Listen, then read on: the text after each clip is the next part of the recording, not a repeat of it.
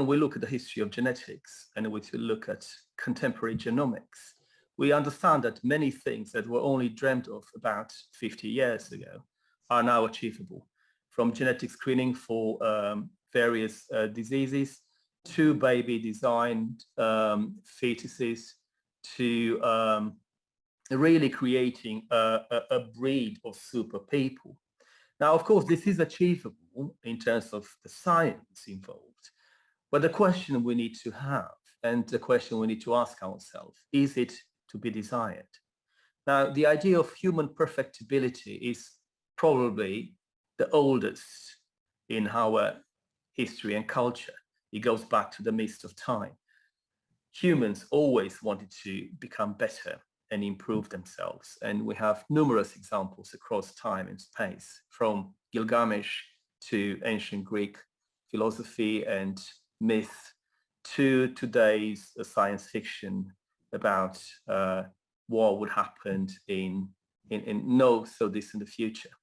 So we have to understand that this is innate to us humans as a species. We always want to improve. We always want to become better. And of course, within that comes this idea of perfectibility and the desire to become and be perfect. Of course, throughout the 20th century, we see that idea being used for political reasons, and eugenics and racism fed into political ideologies such as communism, Nazism, and fascism, and of course helped substantiate the claims put forward by these ideologies that they can create the perfect society. They can create the perfect human being, the new man and the new woman, the new society based on race, as it was the case in Nazi Germany, or based on class or classless system, as it was the pretension of communism. Now, of course, we know now, we have the benefit of hindsight to look back at these experiments in biopolitics and social engineering and breeding that characterized most of the 20th century, to know how problematic and unethical it is. And ultimately, the question we need to ask ourselves is not whether we can separate the two. We certainly should separate the two, but also how. And here it is relevant to know the history of eugenics, to know where to go back in time and make the necessary connections. But equally, it is important to educate and discuss these things publicly, so younger people are informed and they could make better decisions about how these ideas and practices are influencing their lives. Do these policies belong to the history, or in your opinion, the eugenic discourse is still present, but in a rather cloaked form? Some of it belongs to history, and history is important. We need to know the history, and we need to use the history to build a critique of the present and to argue for a better future. But most of it also remains so embedded in our social life, and everything that is been created in a way after 1950s in terms of education, social policy, social assistance, medical care, to international relations, to decolonization, relationship between people in society, who's a worthy person, who's not, who's a real citizen, who is not, who belongs to the community, who does not. All of these extraordinarily complex debates, all of them have been infused by eugenics and eugenic ideas. So to simply treat eugenics as a historical episode that finished, in 1950s is inaccurate, and it's not very useful to us nowadays. We need to look at eugenics as a very, like an evolving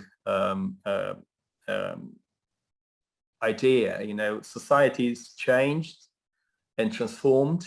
They always change and transform, and eugenics changes and transforms accordingly. Eugenics is like a leech, like always latches onto something, and then it has this possibility of pretending to offer you a solution to a problem. So if in 1920s, for example, people were talking about mental defectives and people with mental disabilities constitute they constituted a threat to the rest of the population. In the 1950s, they talked about, problem families and people who, cannot be integrated properly and cannot be, it's too costly to keep them in institutions. So why not sterilize them? In the 1990s, they have this conversation about, the movement of people and what this will create to allegedly homogeneous societies. Then in the 2020, this re-emerged, of course, with the refugee crisis and what's happening in Europe and the world. And then, of course, the pandemic, which re-articulated these things about, who's a worthy individual, who should we sacrifice first? In the name of the greater good, eugenics always comes and offers you a solution, There are too many poor people and they cannot be saved. There are too many people of color who constitute a threat to our ethnic homogeneity. These refugees cannot understand us because they're not white and Christian. They can never become Polish or Hungarian or Romanian, and so on and so forth. So you could see how a lot of these, not just the language, eugenic language that was formulated first at the end of the 19th century, at the height of imperialism and colonialism, survived into the 20th century and then 21st century. But a lot of the practices associated with social cohesion, social justice, and advancement remain embedded in eugenic thinking.